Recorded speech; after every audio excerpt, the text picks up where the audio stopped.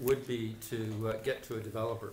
In other words, a feasibility study that would demonstrate on paper what how such a project would be feasible and workable. But if we have a developer out there, if we have a group or we have developers that are interested in moving forward, I would concur that we don't need a study. Staff talks all the time to investors, to potential developers on ideas or proposals that they have. Usually we are responding to an inquiry or a request. And what I was talking about earlier, and what I think we're still talking about, is a proactive or an outreach and talking to potential investors, potential developers who have the wherewithal to actually produce a product or a project. So, Sev, if you have references that you can give us along those lines, we would be very happy to follow up on those. I think what I'd rather suggest is, first of all, I don't think we should not do a study, but I think the study should be ongoing, because, and maybe, Rudy, this is what your study will end up being in the end.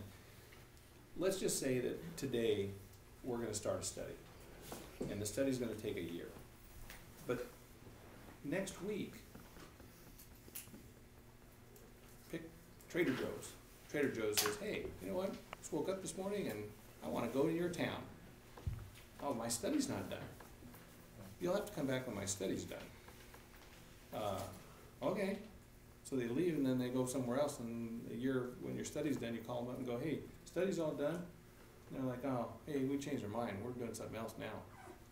What I would suggest, because a lot of meetings around this town, especially when it comes to development, happen all secretively. And for sometimes there's a good reason for it, and sometimes there's really no good reason for it.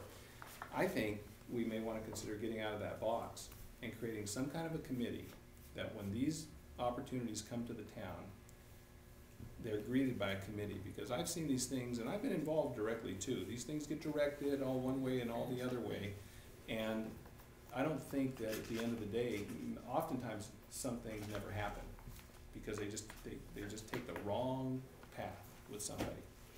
And perhaps that's the way to do it. And then that initial meeting can happen with this group of people, a planner, an elected, some stakeholders, some advocates for the community, so that there's really like a welcoming committee on the first meeting, so that these opportunities can be properly vetted and not perhaps misunderstood. And so well, I think